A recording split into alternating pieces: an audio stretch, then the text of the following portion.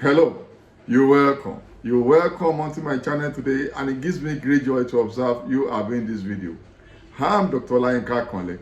I'm a lecturer in the university. I'm a sociologist. On this channel, I do a number of stuff, but all the stuffs I do, you can group them into four: sociology, research, relationship, and migration. And I drop content on these four areas as consistently as possible to add value to my subscribers and my viewers. Meanwhile, are you subscribed to this channel? If not, kindly go ahead and click subscribe on your screen right now. Tap subscribe on your screen right now to subscribe to this channel. The title of the video you are viewing is Fundamental Problems in Theory Building in Sociology and Social Sciences. This video is very important. Meanwhile, I must inform you that to be able to have full grasp of the issues I want to discuss in this video, you need to view the video I dropped immediately before this one. It's on this channel. It's on theory and theory building in sociology and social sciences. So if you view that video, it will give you total view of an understanding of the issues I'm raising here. Because some of these issues I'll be raising here, they are like follow-ups on the previous one I've discussed in that video on theory and theory building in sociology and social sciences. You can also view my playlist on sociology for relevant videos on sociology and all the theories in sociology. So I'll be talking about fundamental problems in theory building in sociology and social sciences. And these are reasons, people have asked me severally, why is it we are not having so many new theories like we had during the 19th century or immediately in the 20th century? That we don't usually have new theories. We have theories we call classical theories and contemporary theories. And these contemporary theories are mostly 20th century theories. And they were like improvement or engagement with these classical theories. And we don't have any new theories that we can say are catching up with contemporary realities or current or postmodern realities. So and I want to answer this question by explaining some of the problems with theory buildings or fundamental problems in theory building in sociology and social sciences. Compared, even though these problems have been there even during the classical era with the emergence of sociology, but they become more fundamental today as knowledge becomes more democratized. That is, as knowledge becomes more prevalent, common, easily accessible, especially with the development or emergence of information technology. So you have these problems now becoming very aggravated, if you like.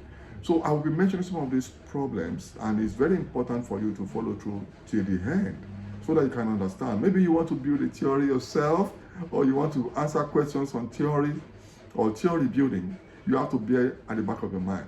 And these problems are different from the one I mentioned in the video on theory and theory building.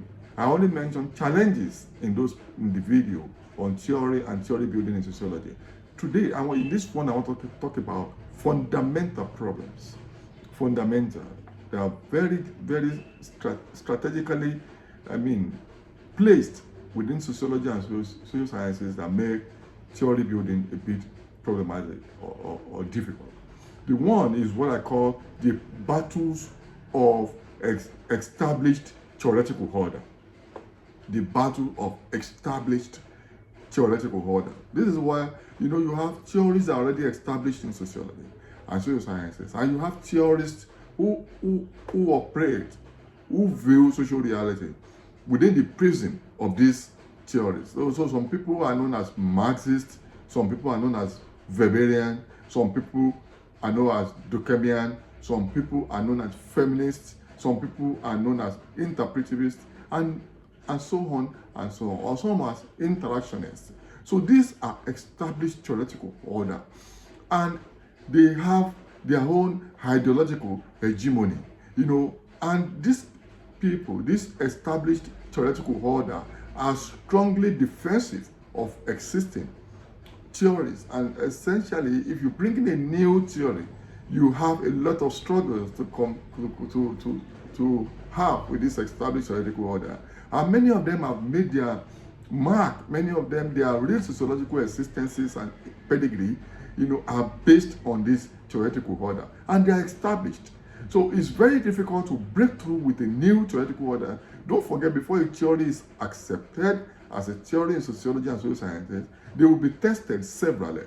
Many of these established theoretical order would simply wage intellectual war against new theories. They look for all manners of approaches to discredit this new theory. And because they're already established, they are seen as authorities in the area of the building and development and acceptance of theory. So this established theoretical order are strongly ingrained that to the extent that they feel all existing problems and emerging ones can actually be explained within the current theory. It's a serious one. And they are theoretically hegemonic. They are ideologically hegemonic in the sense that they form blocks, theoretical blocks. They are established and they are strong, and they are serious, big voices in sociology and social sciences. I also have the second one is the problem of value judgment. The problem of value. Value is a fundamental issue in sociology and social sciences.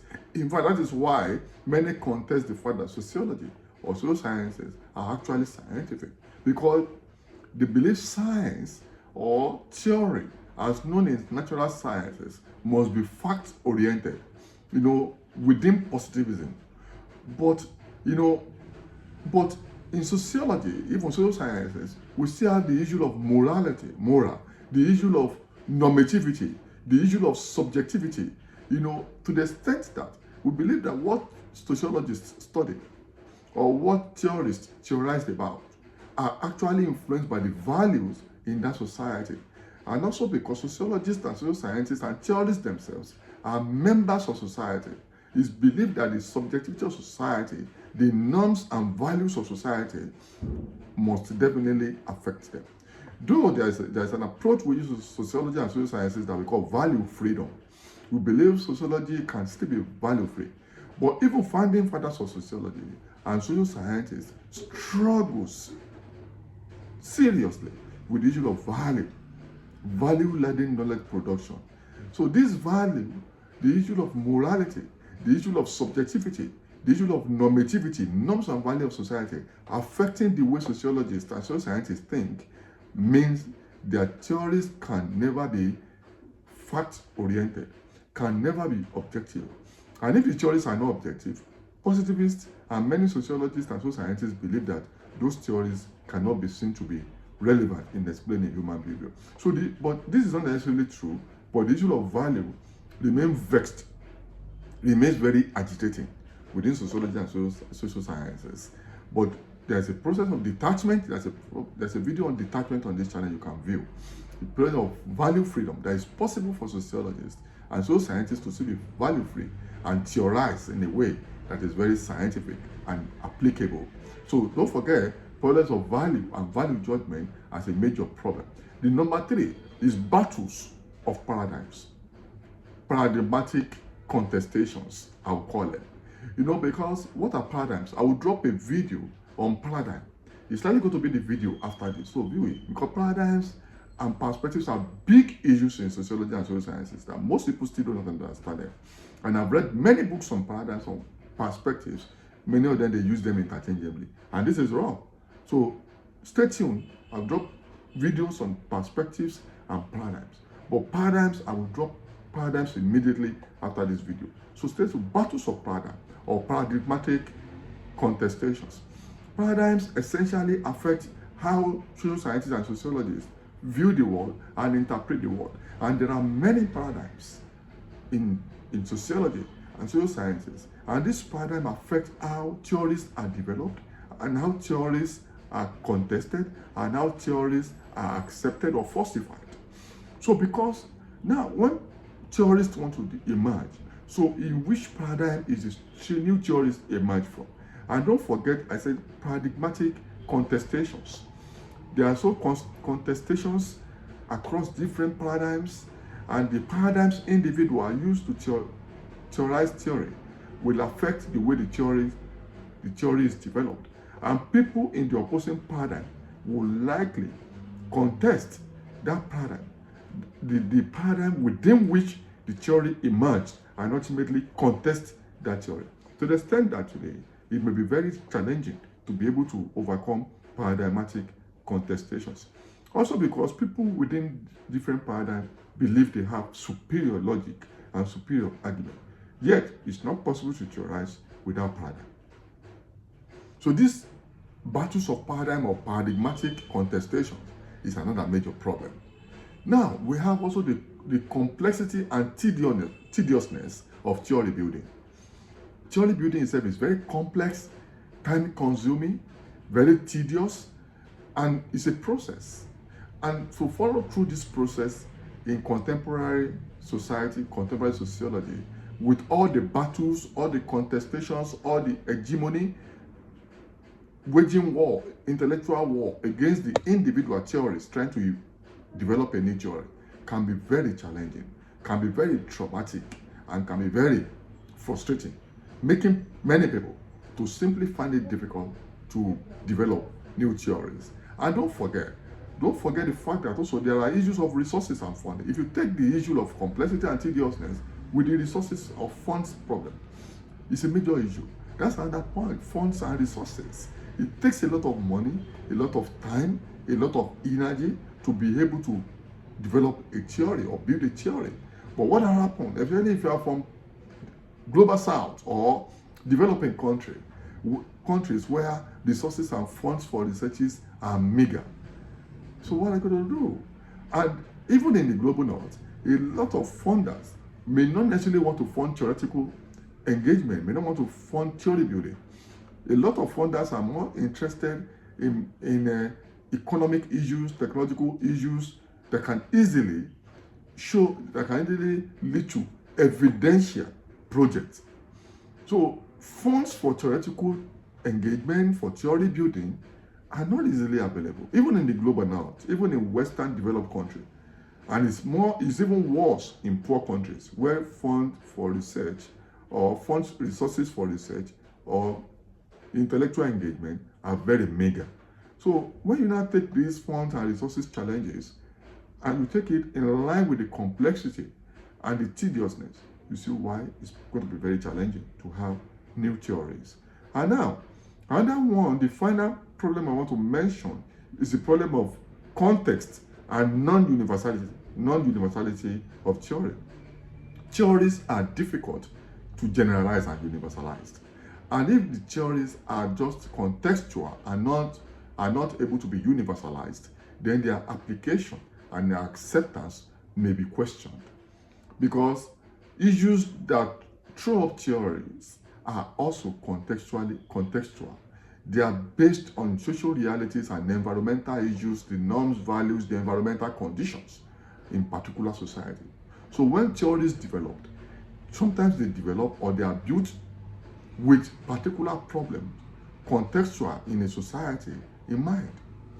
So it's then difficult to universalize theoretical propositions or theories. And this means, especially in contemporary societies where people think about relevance of knowledge within the background or against the background of their universal application, then it means theories that are limited in scope may not be seen as being worthwhile.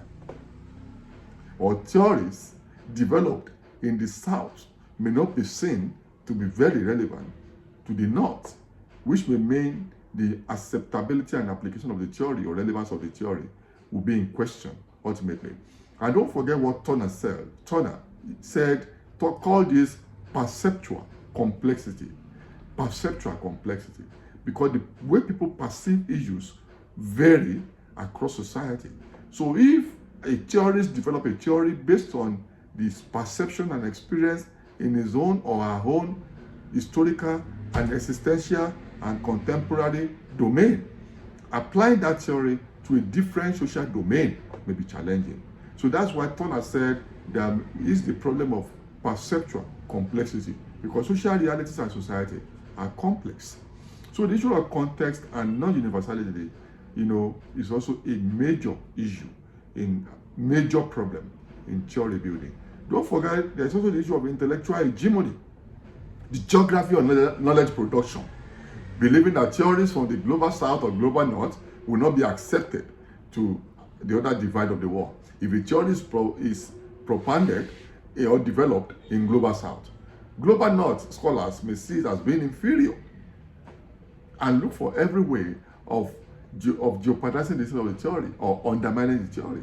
At the same time, theories developed in the north, global north, in terms of scholarship, may be questioned in the global south.